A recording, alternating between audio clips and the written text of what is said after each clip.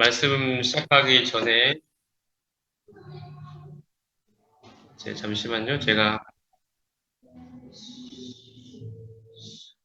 제 목소리가 울리는데 어떻게 해야 되죠?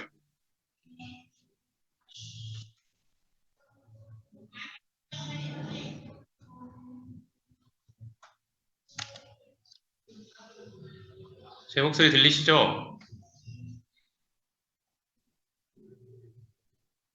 됐나요?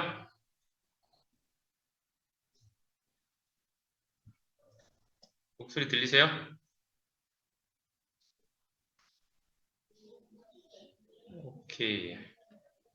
말씀 시작하기 전에 요새 제가 어떻게 지내는지 궁금하신 분들 계실 것 같아서 간단하게 말씀드리겠습니다. 요새 저는 여러 지역교회들을 매일 방문하고 있습니다.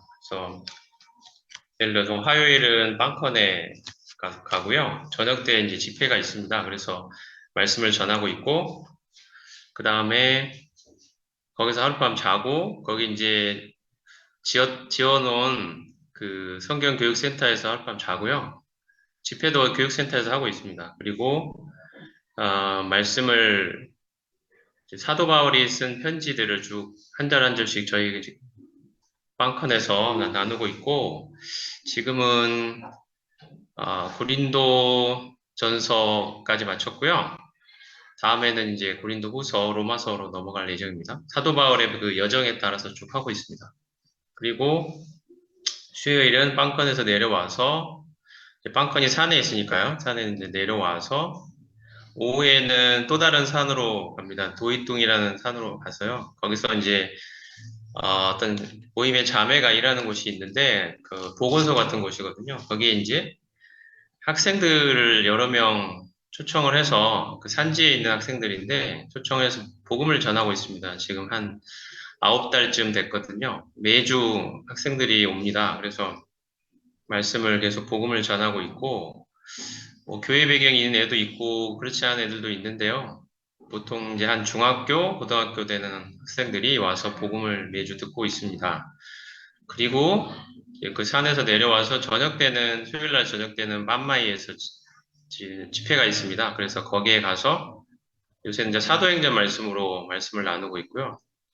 그 다음에 목요일은 이제 저녁 때 치앙라이에서 또 어떤 성도가 운영하는 커피숍에 모여가지고 저희가 이제 말씀을 또 나누고 있고 이때는 이제 저 혼자 하는 게 아니라 이제 돌아가면서 하고 있습니다. 하고 있고 금요일은 이제 센숙에 또 다시 가서 센숙에서 이제 저녁에 말씀 집회를 하고 있고요. 센숙은 요새 이제 로마서를 다 마치고 이제 에베소서로 넘어갔습니다. 이렇게 하고 있고 밥 먹을 거야, 그럼? 시판하죠? 주일날은 이제 맷잔에 있기도 하고 빵칸에 가기도 하고 센숙에 가기도 하고요. 어쩔 때는 또 치앙마이도 가고 그렇게 계속 왔다 갔다 하고 있습니다. 이렇게 하고 있고 오늘 이제 제가 전하려고 하고 하는 말씀은 잠시만요.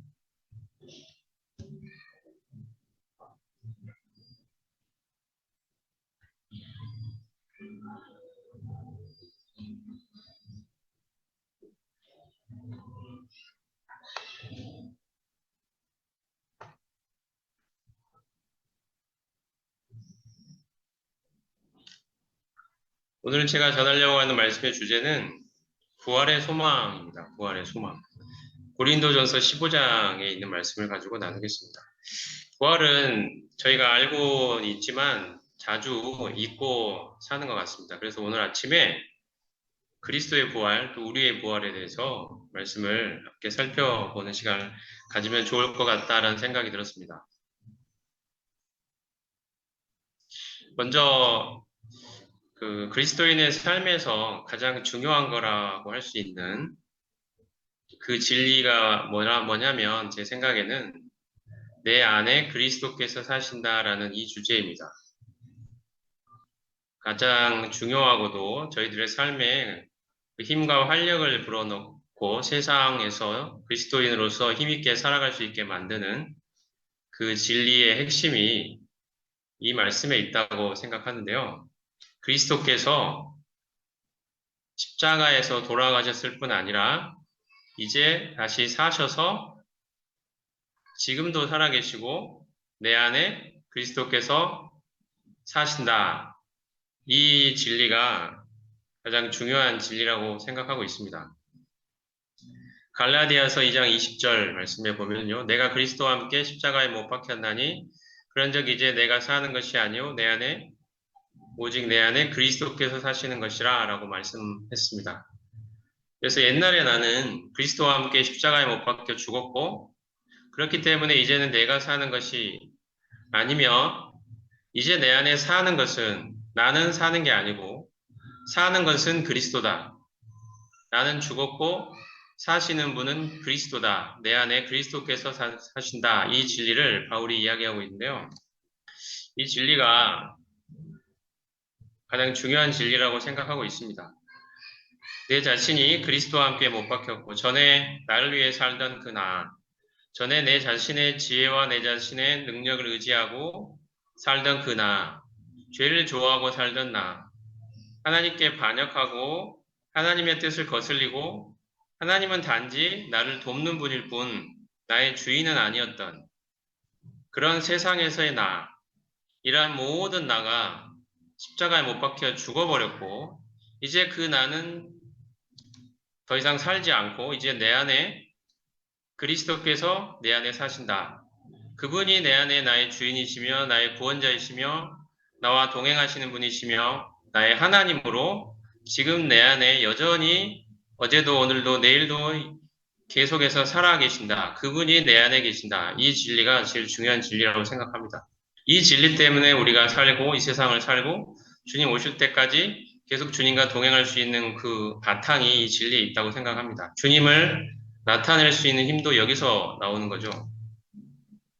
그래서 바울이 갈라디아서 2장 20절 후반부에는 이제 내가 사는 것은 하면서 그리스도를 믿는 믿음으로 살아간다 이렇게 말했습니다.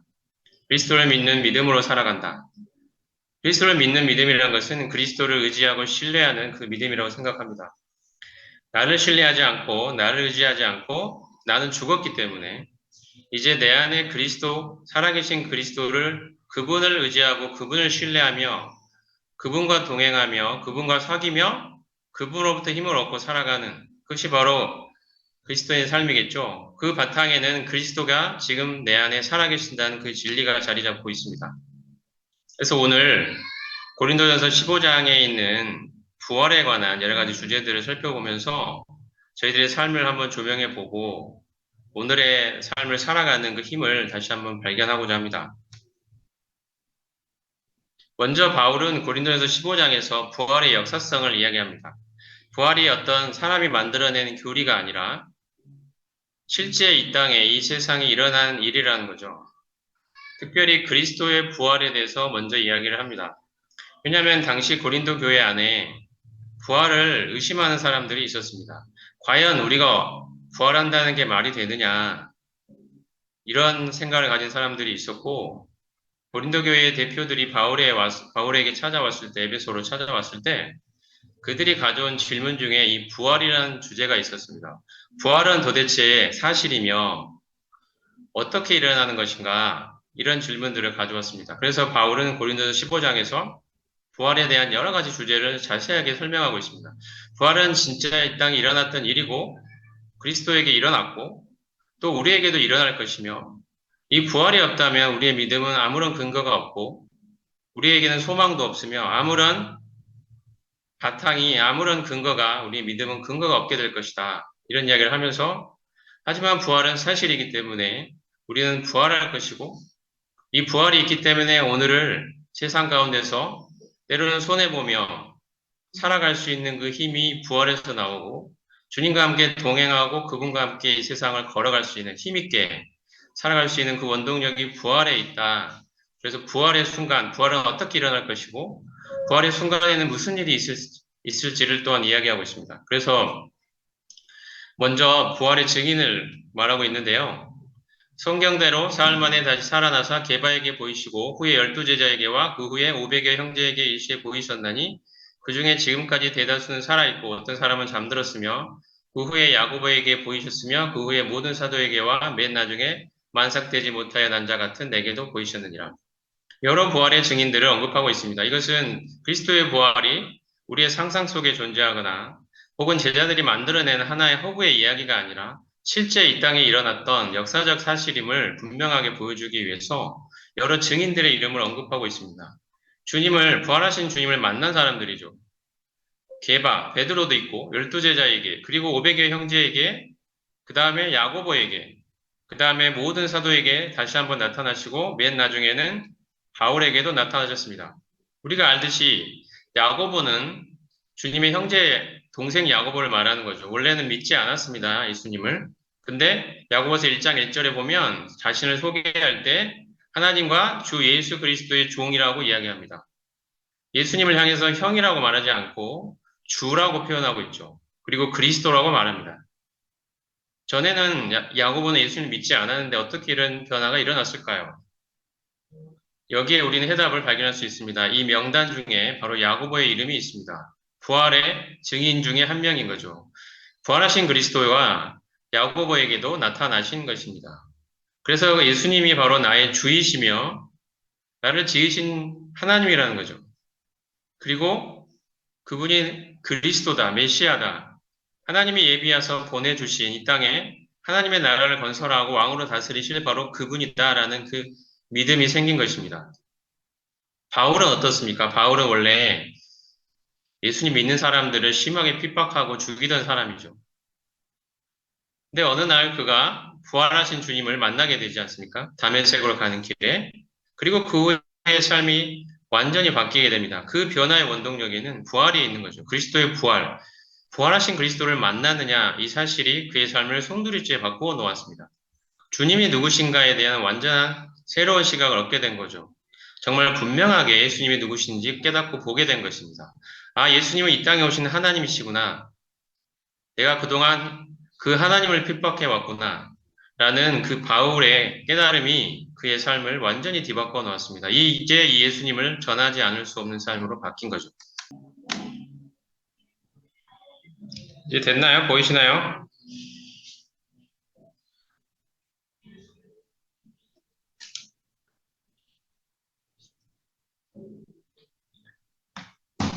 오케이. 그러면 다시 하겠습니다. 어디서부터 끊겼는지 모르겠는데요.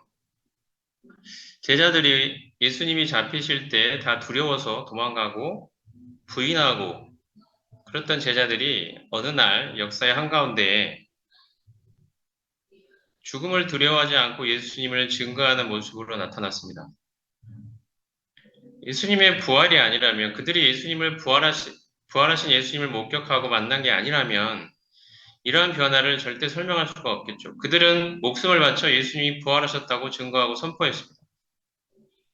그들의 삶이 송두리째 바뀐 거죠. 우리가 우리의 삶이 바뀌기를 원하고 내가 정말 그리스도인답게 살기를 원한다면 우리의 삶에서 부활하신 그리스도를 만나야 된다고 생각합니다. 제자들은 부활하신 주님을 만났습니다. 그것이 그들의 삶을 바꿔낼 수 있었습니다. 오늘날도 마찬가지라고 생각합니다. 내 안에 살아계신, 부활하셔서 내 안에 살아계신 그 주님을 내가 만났느냐, 이 문제가 굉장히 중요한 문제라고 생각합니다. 우리의 신앙에서.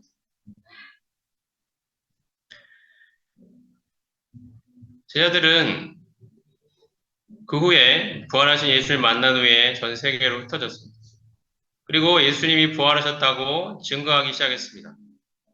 예수님은 부활하셨다. 그리고 그 예수님은 이 땅에 오신 하나님이다.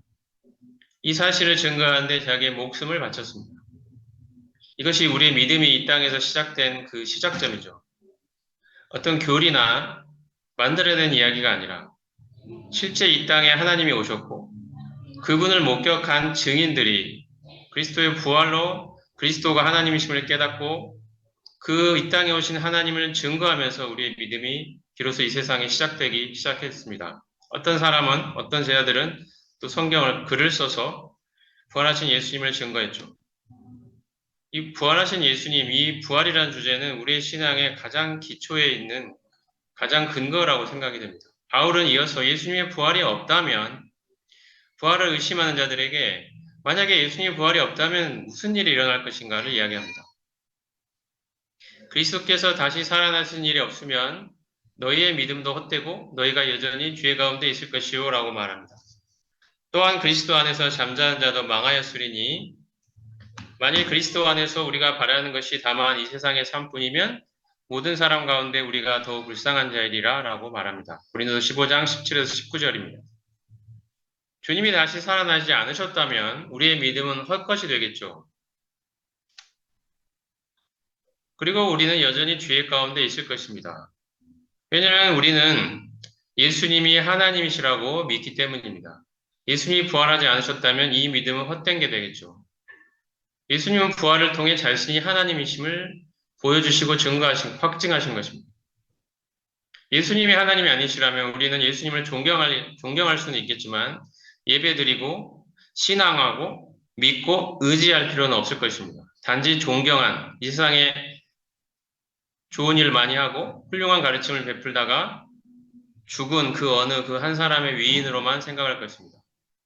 하지만 우리는 예수님을 그렇게 믿지 않고 예수님이 이 땅에 오신 하나님이며 나의 구원자이시며 나를 지금도 다스리고 통치하시는 나의 주라고 고백합니다. 그 믿음의 근거는 바로 부활로부터 출발하는 거 아니겠습니까? 그래서 예수님의 부활이 없다면 우리의 믿음은 헛된 것이죠. 그리고 여전히 죄 가운데 있을 것이라고 말합니다. 만약에 예수님이 부활하지 않으셨다면 우리는 십자가에 달린 그분이 하나님이신 줄 알지 못했을 것입니다. 십자가에 죽었던 많은 사람들 중에 하나로 생각하겠죠. 하지만 예수님이 부활하셨기 때문에 예수님이 하나님이심을 우리는 알게 됐고 그렇다면 십자가에 못 박힌 분은 바로 이 세상에 오신 하나님이심을 알게 된 것입니다. 하나님이 나를 위해 죽으셨다. 하나님이 나 같은 죄인을 위해서 이 땅에 오시고 돌아가셨다. 이 사실이 우리의 삶을 바꿔내는 원동력이 된다고 생각합니다. 하나님이 이 땅에 오셔서 나를 위해 죽고 부활하셨다는 이 사실이 우리의 삶을 바꿔냅니다. 과연 내가 뭐길래 하나님 그 위대하시고 영광스러우신 분이 직접 오셔서 그 갖은 수모와 모욕을 당하시고 십자가에 죽기까지 하셨을까라는 이 사실. 그래서 우리는 부활을 통해 예수님이 하나님이심을 보게 되고 그 하나님의 죽음이 여타 다른 사람들의 죽음과는 달라서 오늘 내가 지은 죄뿐 아니라 과거에 지은 죄, 앞으로 지을 모든 죄까지도 다 용서할 수 있었던 바로 그러한 예수님의 십자가가 그런 의미를 갖는다는 것을 이제 우리는 비로소 깨닫게 됩니다. 예수님의 부활을 통해서. 그래서 부활이 없다면 우리는 여전히 죄 가운데 있을 것입니다. 부활이 없다면 우리는 십자가에 달리신 분이 바로 온 인류의 죄를 사하실 수 있는 그런 하나님이심을 알지 못했을 것입니다. 그래서 우리는 이 부활하신 예수님을 통해 바로 예수님이 나의 창조주라고 고백하는 것입니다. 창조주 하나님이 이 땅에 오셨다. 나를 지으신 분이 바로 예수님이시다. 이 고백을 하는 거죠. 그래서 바울은 부활이 없다면, 그리스도의 부활이 없다면 우리는 여전히 죄 가운데 있을 것이라고 말합니다. 그리고 이 세상에서 우리가 가장 불쌍한 자일 거라고 이야기합니다. 왜냐하면 우리는 이 부활에 우리의 모든 걸 걸고 있기 때문이죠. 부활이 있기 때문에 우리는 이 세상에서 이렇게 살아가고 있지 않습니까? 세상 사람들이 바보라고 말하는 그 삶의 방식을 여전히 고수하고 있습니다. 왜 우리는 이 세상에서 다른 사람들처럼 자신의 부와 자신의 명예와 자신의 권력을 손에 쥐기 위해서 내가 원하는 내 삶을 내 뜻대로 행복을 위해 살아가고 내 꿈을 이루고 살기 위해서 노력하고 있지 않을까요? 우리는 왜 예수님께 내 삶을 모두 다 걸고 그분을 섬기기 위해서, 그분을 찬양하기 위해서, 그분과 동행하기 위해서, 세상에 물들지 않기 위해서, 경건하게 살기 위해서 왜 그렇게 애쓰고 노력하고 있습니까? 때로는 핍박을 받기도 하고, 때로는 오해를 받기도 하고, 때로는 바보라는 소리를 들어가면서까지 우리는 왜 이렇게 살고 있는 것일까요? 저는 빵칸에 올라갔을 때 마침 이 고린도전서 15장을 나눌 때가 됐었는데 그런 이야기를 성도들한테도 했습니다. 왜 우리가 이 시간에 이렇게 이 산에 올라와서 이렇게 한 곳에 모여 있는가? 성도들하고 교제를 했습니다. 그것은 부활이 있기 때문 아니겠습니까? 이 세상의 삶이 전부가 아니라 끝이 아니라 그 이후의 삶이 있고 우리는 부활하여 주님을 만날 것이기 때문에 바로 우리는 이 소망에 나의 삶을 걸고 있습니다.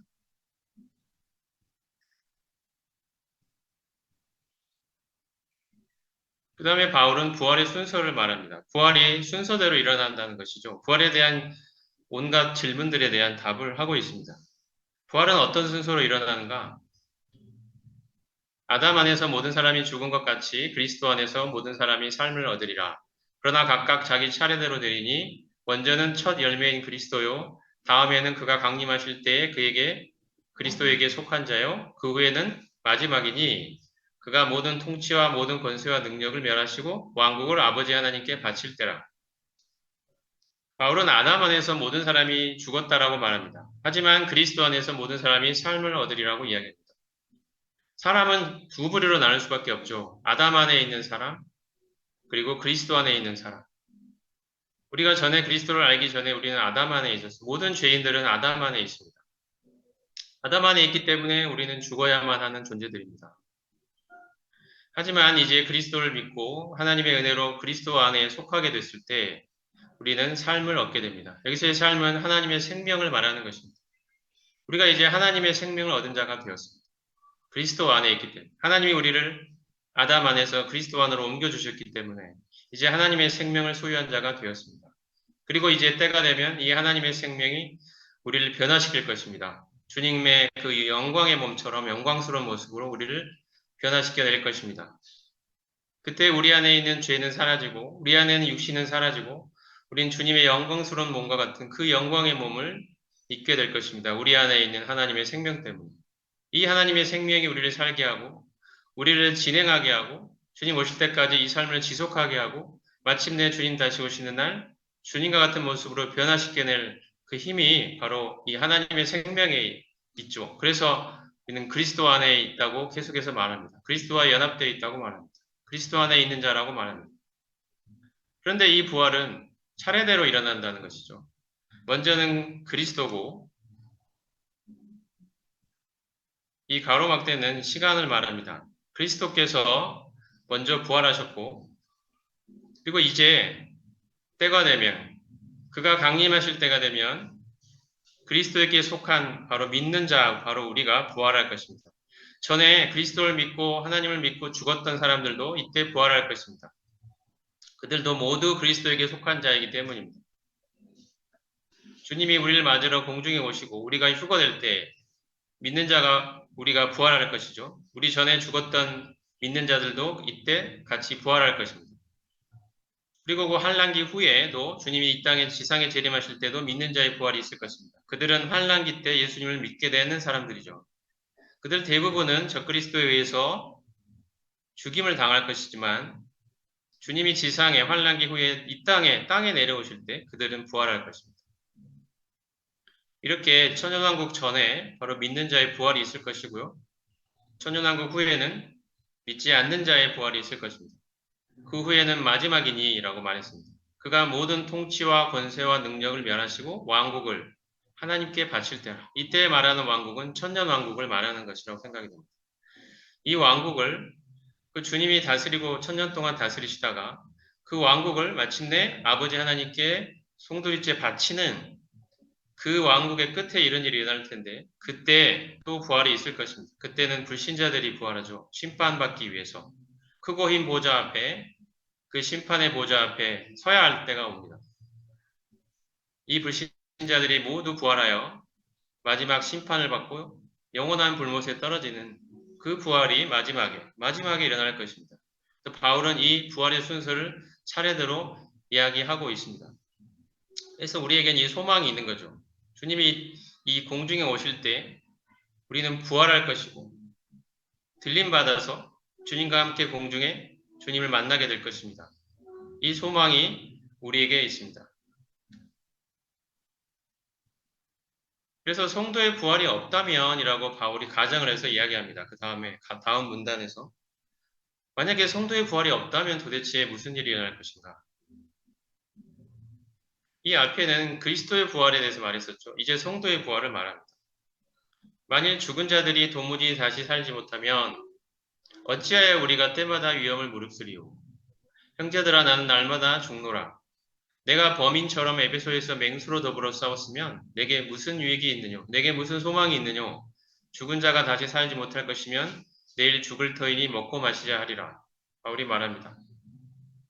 성도님들, 만약에 우리가 부활이 없다면, 우리가 부활하는 일이 없고 죽고 끝나버린다면, 우리가 왜 이렇게 살아가겠습니까?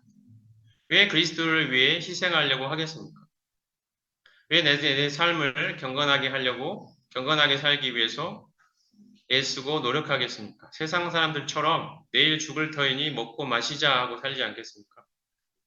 자기를 위해 쓰고, 그러기 위해 많은 돈이 필요하니까 돈 벌려고 애를 쓰고, 또 땅값이 오르고 집값이 오르면 좋아하고, 떨어지면 슬퍼하고, 주식에 투자하고, 주식이 올라가면 좋아하고, 주식이 떨어지면 죽을 것처럼 슬퍼하고, 그들은 모든 희망을 바로 이 세상에 걸고 있기 때문 아니겠습니까? 근데 우리의 모든 소망은 바로 앞으로 다가올 세상에 있습니다. 그 핵심에 부활이 있는 거죠. 우리는 부활하여 주님과 함께 영원토록 살아갈 그 세상을 기다리고 있습니다. 그래서 이 세상에, 잠깐뿐 이 세상에 위험을 무릅쓰고 그리스도를 위해 때로는 희생하고, 이 형제들을 위해서, 우리가 사랑하는 형제들을 위해서 희생하고 그들을 섬기기 위해서 살아가는 거 아니겠습니까?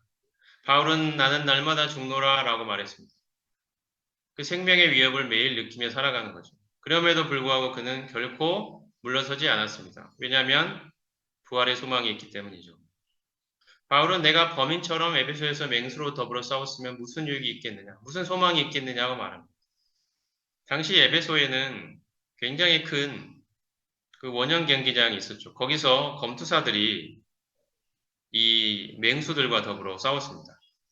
당시 검투사들은 신분이 노예였는데요, 대부분.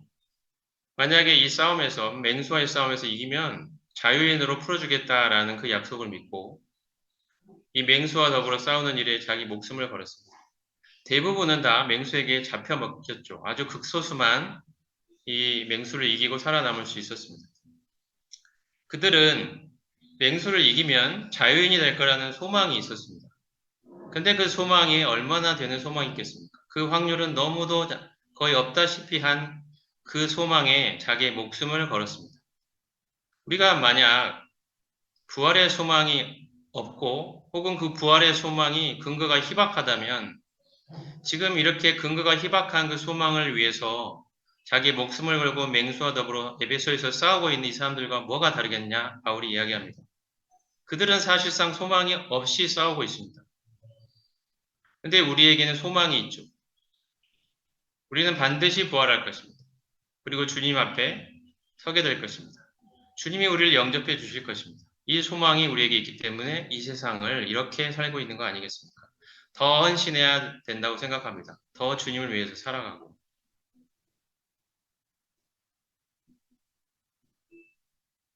바울은 그 후에 우리가 어떤 몸을 입게 될지 이야기합니다. 아직도 성도들 중에, 고린도 교회 성도들 중에는 이제 부활이 일어날 것이라는 걸 알겠고 그 믿음도 가지만 과연 그 부활은 어떤 식으로 일어날지, 우리가 어떤 몸을 입게 될지 아직 가늠하기가 어렵다라는 질문을 했습니다. 그래서 바울이 이제 더 자세히 설명합니다. 이 우리가 부활할 때 입게 될 몸은 지금 우리 현재의 몸과는 전혀 다른 딴판에 전혀 새로운 몸을 입게 된다는 그 이야기를 바울이 합니다.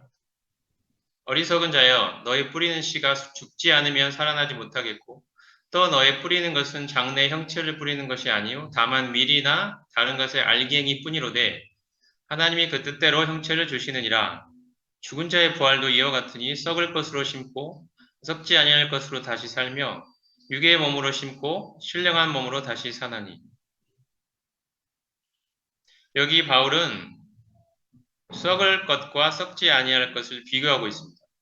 그리고 육의 몸과 신령한 몸을 대조하고 있죠. 현재 우리가 입고 있는 몸은 육의 몸이고 썩을 몸입니다. 하지만 앞으로 부활할 때 우리가 입게 될 몸은 썩지 아니할 몸이며 신령한 몸이라고 말합니다. 전혀 차원이 다른 새로운 몸이라는 뜻이죠. 지금 우리의 몸은 쉽게 병들고 아프고 또 썩어 죽고 썩는 몸입니다. 온갖 연약과 또 고통, 또 통증을 우리가 안고 살아가야 하는 그런 아픈 연약한 몸입니다. 죄에 쉽게 넘어지기 쉬운 바로 그러한 몸을 우리가 갖고 있습니다. 현재. 하지만 우리가 부활할 때 입게 될 그 몸은 썩지 아니할 영광의 몸을 입게 될 것입니다. 신령한 몸이라고 말합니다. 죄도 없고 육신도 없고 고통도 없고 병도 없고 아픔도 없는 그런 완전한 몸, 그리스도의 부활할 때 그 입으신 몸과 같은 그 영광의 몸을 입게 될 것이라고 말합니다. 이 몸이 얼마나 우리의 생각을 초월하고 영광스러울 것이기 때문에 우리의 상상을 초월하기 때문에 바울은 이걸 좀 더 쉽게 이해하도록 하기 위해서 비유를 하고 있는데요. 씨 뿌리는 것에 대한 비유를 합니다. 우리는 씨를 뿌릴 때 제가 이제 여기 빵컨에 성도들이 커피 농사를 많이 짓고 있는데 제가 커피 사진을 좀 준비를 해봤습니다. 이해하기 편하도록. 이게 이제 커피 알갱입니다. 커피 씨죠, 씨앗. 이것을 심으면 썩게 됩니다. 땅에 이제 심으면 썩고요. 조금 있으면 자그마한 것들이 올라오죠, 이렇게. 그리고 이제 묘목으로 이렇게 성장합니다. 이제 커피 나무에 모종이 되는 거죠. 이 모종이 점점점 자라면 이렇게 묘목이 되고요. 이제 이 정도 자라면 커피 농장에 옮겨 심게 됩니다. 그리고 이제 커피 농장에 옮겨 심은 그 묘목들은 이제 크게 자라서 커피 나무로 이렇게 성장하게 됩니다. 여기에서 이제 때가 되면 커피 열매를 따게 되는 거죠. 그걸 이제 가공을 해가지고 이제 커피를 만들고 이제 팔고 하는 일들이 일어납니다. 그래서 이제 보면 처음에 뿌렸던 그 씨, 이 씨와 지금 나중에 이제 자라서 우리가 보게 되는 그 커피 나무 두 개를 비교해 보면 우리가 이 씨를 보면서 장래 이렇게 될 거라고는 전혀 상상할 수 없는 형태의 새로운 몸이 탄생한 것입니다. 예를 들어서 커피 농사 경험이 없는 사람이 이런 걸 나무를 본 적이 없는 사람이 씨만 본다면 도대체 이 씨가 이렇게 될 거라고는 감히 상상하기 어렵겠죠. 생각조차 못할 것입니다. 우리가 입게 될 부활의 몸도 이와 같다고 바울이 설명합니다. 부활의 몸이 따로 있다고 이야기합니다. 그 영광의 몸이라고 말합니다. 지금 우리가 입고 있던 몸과는 전혀 다른 차원의 몸이라고 말합니다. 바울이 이렇게 설명을 합니다. 하지만 여전히 우리에게는 질문이 있지만 바울이 이렇게 설명을 해서 그래도 우리는 어느 정도 이해할 수 있다고 생각이 됩니다. 우리가 입게 될 부활의 몸이 얼마나 지금과는 다른 영광스럽고 능력 있고 완전한 몸이 될지 우리에겐 이 소망이 있다는 거죠. 우리가 이런 몸을 입고 영원토록 주님과 함께 있게 될 것이다. 지금의 몸이 안고 있는 수많은 제약과 한계를 뛰어넘어서 이제 거룩하고 완전하고 영광스러운 이 몸을 입고 주님과 함께 영원토록 살아가게 될 소망이 우리에게 있다고 바울이 말합니다. 그리고 바울은 이제 더 나아가 부활하는 그 순간에 어떤 일이 일어날지 계속해서 설명하고 있습니다. 보라, 내가 너희에게 비밀을 말하노니 우리가 다 잠잘 것이 아니요 마지막 나팔의 순식간에 호련히 다 변화하리니 나팔 소리가 나매 죽은 자들이 썩지 아니할 것으로 다시 살고 우리도 변화하리라. 이 부활의 순간을 바울이 말합니다. 마지막 나팔에 순식간에 호련히 다 변화한다고 말합니다. 여기서 순식간에 호련이라는 말은 문자적으로 보면 눈을 깜빡일 그 순간을 말합니다. 눈 깜빡할 그 순간, 그 찰나의 순간에 변화된다는 거죠. 마지막 나팔에 변화됩니다. 우리는 이렇게 갑작스럽게 변화될 것입니다. 순식간에 죽은 자들이 먼저 일어날 것이고 그리스도를 믿고 죽은 자들 그리고 살아있는 주님 다시 오실 때 아직 죽지 않고 살아있는 우리도 변화될 것입니다. 그래서 여기 마지막 나팔을 언급하고 있는데요. 우리가 믿는 것은 그 환란기 전에 휴거가 있을 것이고 그때 우리가 부활할 것이라고 말합니다. 여기서 마지막 나팔은 바로 환란기 전에 부활 때, 그 휴거 때 불게 될 나팔을 말하는 거죠. 어떤 사람들은 이 마지막 나팔이 환란기 중에 있을 것이다 라고 말하는 사람들도 있습니다. 그들은 이렇게 설명합니다. 환란기 때 요한계시록을 보면 세 가지 종류의 재앙이 있는데요. 첫 번째는 일곱인 재앙이 있고요. 7개의 주 인이 떼어질 때마다 재앙이 하나님으로부터 이 땅에 하나님의 그 분노가, 진노가 내려옵니다. 그 다음에는 7 나팔이죠. 천사가 나팔을 하나씩 하나씩 불 때마다 새로운 종류의 재앙이 계속해서 하늘에서 땅으로 내려옵니다. 그 다음에는 7 대접이죠. 7 대접을 천사가 이 땅에 부을 때마다 하나님의 진노가 이 땅에 부어집니다.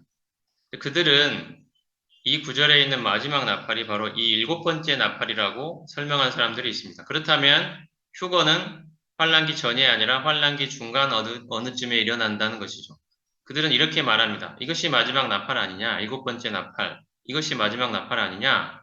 이렇게 말하는데요. 그래서 7인과 7나팔, 7대접이 있는데 재앙이 3가지가 그 중에 이 7나팔 중에 7번째 나팔 이것이 이 고린도전서에 있는 마지막 나팔 이때 우리가 변화될 것이다. 이때 부활할 것이다. 이렇게 말하는 사람들이 있습니다. 하지만 그렇지 않습니다. 여기서 말하는 나팔은 7나팔 중에 마지막 나팔을 언급하는 것이 아니라 제가 좀 설명을 해보겠습니다. 데살로니가전서 4장에 보면 주께서 호령과 천사장의 소리와 하나님의 나팔로 친히 하늘로 쫓아 강림하시리니 이렇게 말합니다. 여기에 하나님의 나팔이 나오죠. 그리스도 안에서 죽은 자들이 먼저 일어나고 그 후에 우리 살아남은 자도 저희와 함께 구름 속으로 끌어올려 공중에서 주를 영접하게 하시리니 그리하여 우리가 항상 주와 함께 있으리라. 여기 말씀에도 죽은 자들이 먼저 일어날 거고 그 우리도 우리 살아있는 자도 그 후에 부활해서 구름 속에서 공중에서 주님을 만나게 될 것이다. 이렇게 이야기하게 합니다. 여기도 하나님의 나팔이 언급되고 있는데요. 우리가 그 유대인의 명절 중에 7명절 중에 그 나팔절이라는 게 있습니다. 거기에 이제 제사장들이 그때 나팔을 불게 되는데요. 이 나팔에 4가지 종류의 나팔 소리가 있습니다. 첫째는 테키야라고 불리는 나팔인데요. 이렇게 울립니다.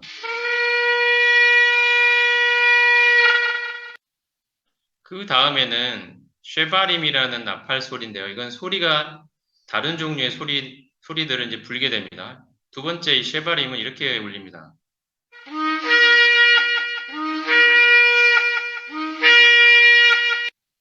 그 다음에 세 번째 나팔 소리는, 세 번째 종류의 나팔 소리는 테루아라고 합니다. 이렇게 이제 9번 딱딱딱딱 끊어가지고 부르는, 이게 소리 내는 그런, 형태의 소리가 있고요. 이제 마지막 형태가 이건데요. 테키야 게돌라라고 부릅니다.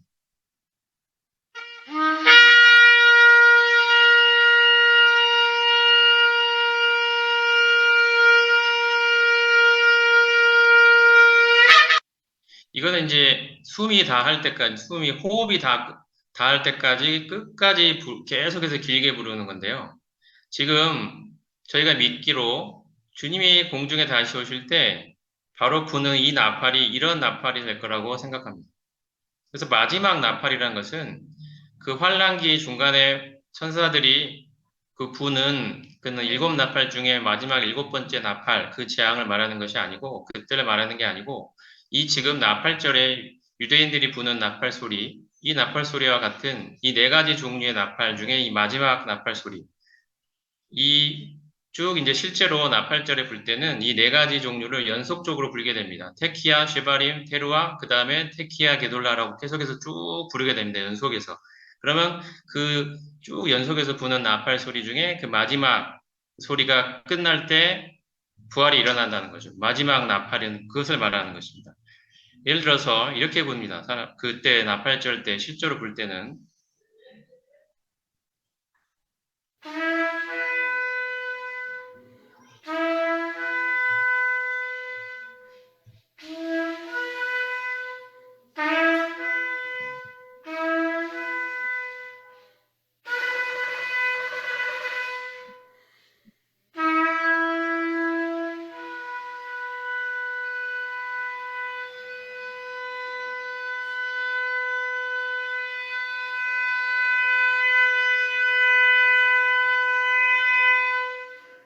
그래서 이 마지막 나팔, 이 연속해서 부는 네 가지 중의 나팔 중에 마지막 나팔인 테키아 게돌라라고 불리는 이 나팔 소리가 끝날 때 바로 나팔 소리가 다 끝나게 되고요. 그때 우리가 부활한다는 이 이야기를 하고 있다고 생각이 됩니다.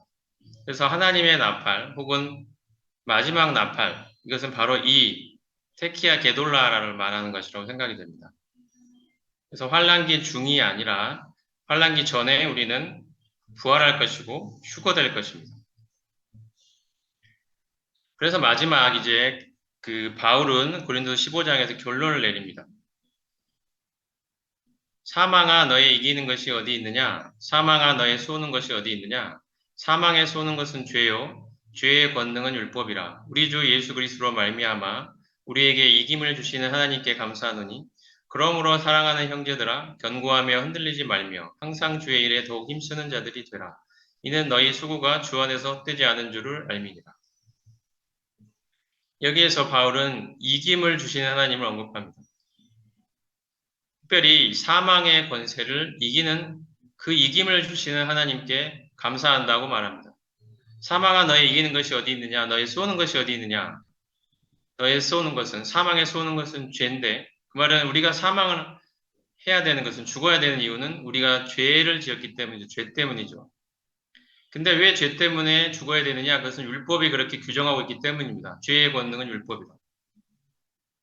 그래서 율법이 규정하고 있는 이 사망을 우리가 경험할 수밖에 없는 이유는 바로 우리의 죄 때문입니다.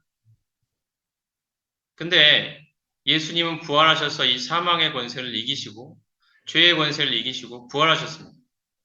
그리고 이제 우리도 앞으로 주님이 다시 오실 때 부활할 것입니다. 사망의 권세를 이기고 죄의 권세를 이기고 부활할 것입니다. 율법의 권능을 이기고 부활할 것입니다. 우리에게 이 이김을 주시는 하나님께 감사한다고 바울은 말합니다. 우리에게는 죽음은 없고 이제 하나님의 생명을 가지고 하나님과 영원토록 교제하는 그 삶이 우리를 기다리고 있습니다.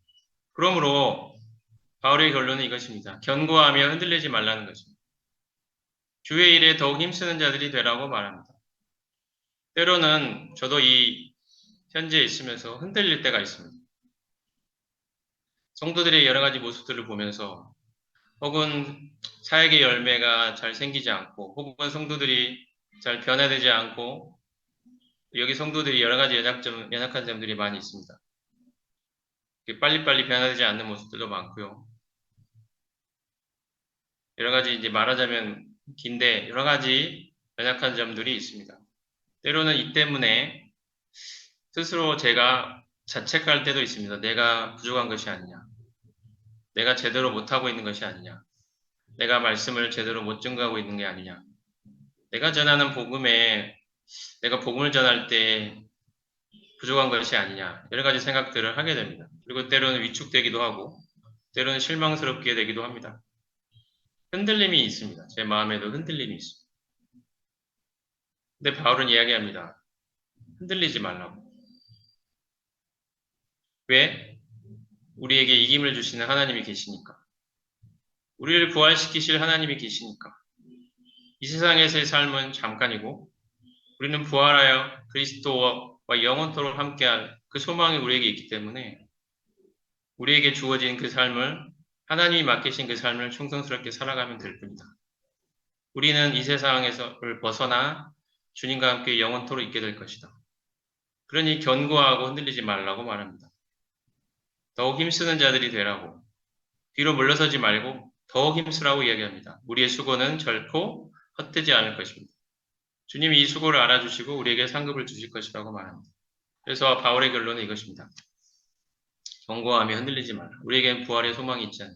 그리고 앞에 또 말씀드렸듯이 내 안에 이 부활하신 그리스도가 지금 내 안에 살아계십니다.